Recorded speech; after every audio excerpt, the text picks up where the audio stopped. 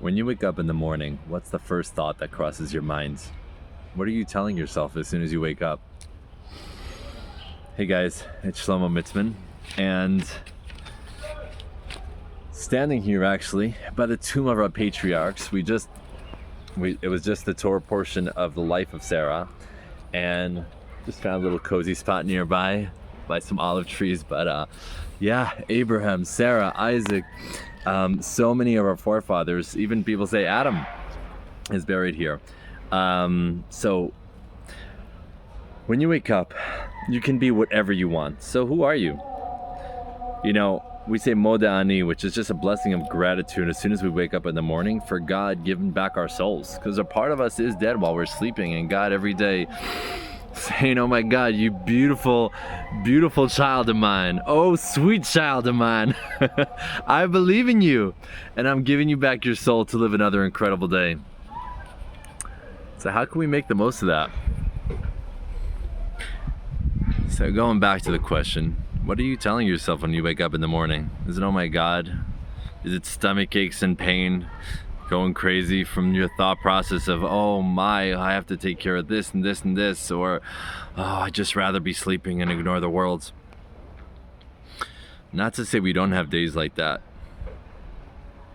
but on a general basis, you have the power to change your beliefs. You have the power to change your thoughts. So what would you actually want to change that to? And who do you want to be? Who do you want to truly be?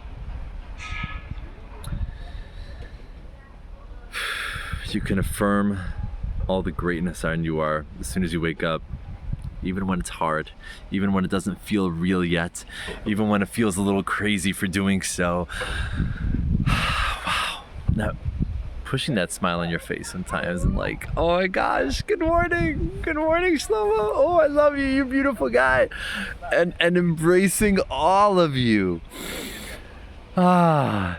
And jump, for me, man, I jump into a warm shower and then finish it off freezing cold, work out, eat right, pray, because man, God is incredible.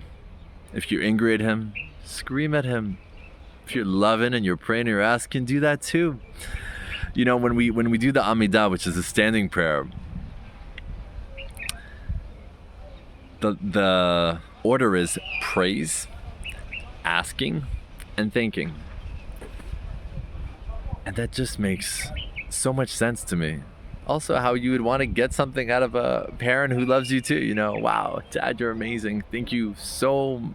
Wow, your children, your beauty, your nation. The nation of Israel, these beautiful olive trees around that are looking absolutely gorgeous. Please, God, please watch over us. Whatever it is, money, having good, healthy relationships, loving ourselves, work, prosperity, our children. You can ask for anything you want. You can even ask for a button that's missing on your shirt. You can ask for anything. And then really thank you, God, so much. And it puts your life into perspective in such an incredible way.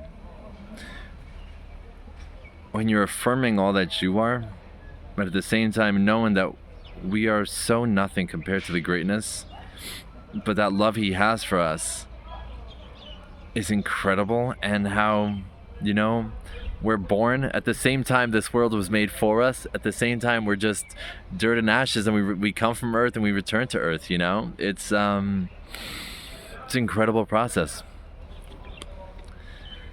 Okay, so elevate your intentions.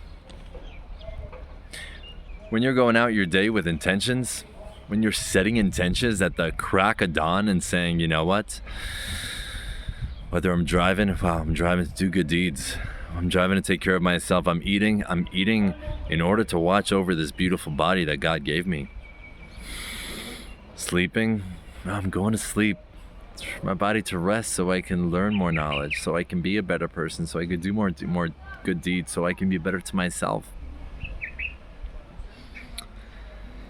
You know, so many people are in a place where they undermine mental health. If it's a surgery, if it's cancer, God forbid, yes, let's go for it. I don't care if it's $150,000, go for it. We'll figure it out. Who knows? God will provide. It's all good. But when somebody's suffering, and it could be dark, it could get dark, and somebody's going through, whether it's being abused as a child or in a toxic relationship or in just a unsavory situation where we undermine that because, oh my God, I might not have scars on me. Oh man, I might not have a needle sticking out of my arm, whatever excuse people might tell themselves. Without our mental health, what is life? Really, is it? We're missing out on so much of the beauty of it.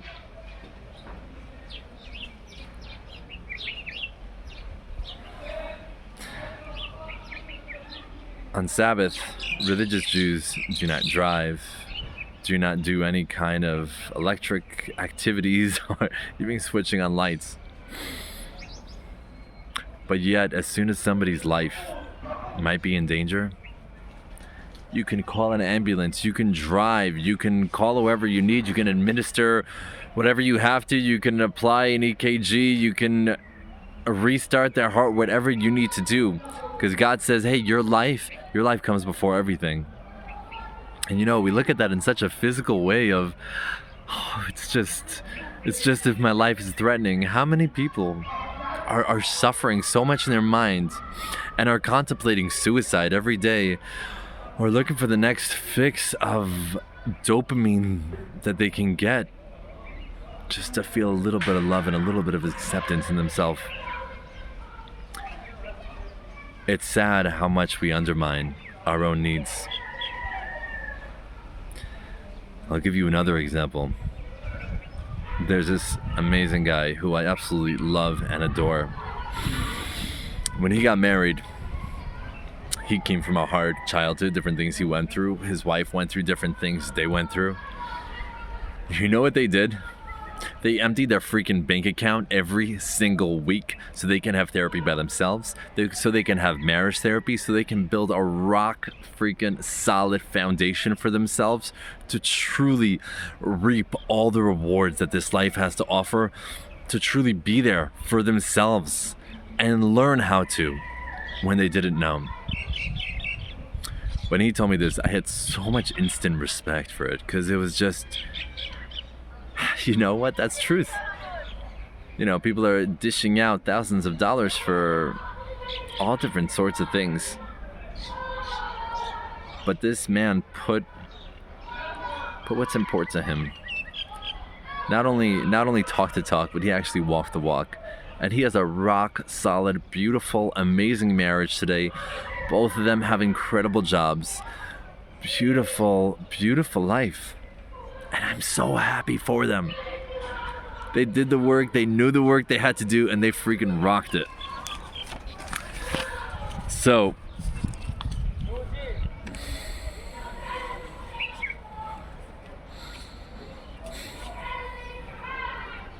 even in honor of Sabbath, the Torah says, you know what, even if you don't have it right now, or, you could figure out how to pay it back later, get something in honor of Sabbath. Get a beautiful bottle of wine. Get an amazing piece of meat. Get something that speaks to you and says, wow, this is me honoring this great, beautiful day of rest after God created the world and gave us this day of love and beauty and serenity. A day for family time. A day to spend with ourselves and with those who we absolutely adore. Do you not think God wants you to spend that on yourself? When you're going through the dirt, when you're going through the journey, to truly be there for you? At the end of the day, we can make excuses and more excuses and more. Not that it's a bad thing. I mean, there's different pain, there's different processes, there's different forms of therapy that people need. But you gotta want it bad enough. Because as much as people want it bad enough for you, they can't do it for you. So you really have to want it bad enough for yourself and be ready to take those consistent actions toward a better life, toward a more meaningful day, toward a more beautiful and incredible you that you fall in love with, rather than fall in love with, actually grow in love with. respecting ourselves really comes down to holding ourselves accountable. Not only to other people, but holding ourselves accountable for us. Think about that for a minute. Let it resonate. Because that's where the truth is at. Over here, Abraham is buried. And I was thinking, this guy was like the first real truth seeker, whose father had a store full of idols, porcelain, whatever it might have been. And this dude knocked them in search of the truth. They tried to throw him in a fire, and God saved him. He had absolute faith in God.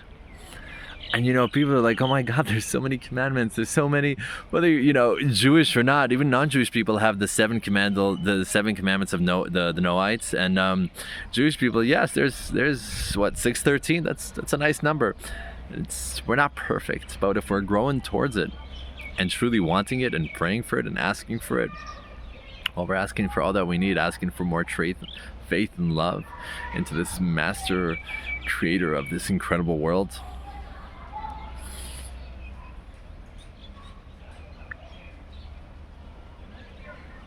It's saying God in heavens, Father, President. There's so many names of God, and it's not because there's so many gods. It's because there's so many feelings and emotions we go through, where at different times of our lives we can relate to Him in a different way, in a masculine way, in a feminine way, in a kingly fashion, in a fatherly fashion, in a loving way. And most of all, people are afraid of being tied down. I don't want to be a slave to anyone. I don't want to be, I want to be my own independent man. I want to be my own independent woman. Hell yeah. Guy, girl, go for it. That's beautiful. But it's not about that God gave us this Torah and these commandments from an ego trip. It's because you're His beautiful children, and He's saying, guys, here's the direction book on your life. Here's the instruction manual. And it's because I love you that I want to give you this direction.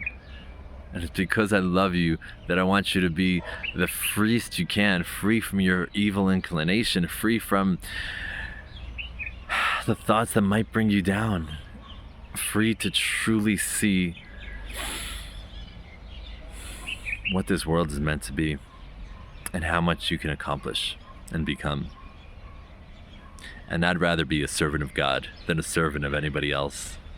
How about you? So, may your week be full of blessings, of joy, of growth.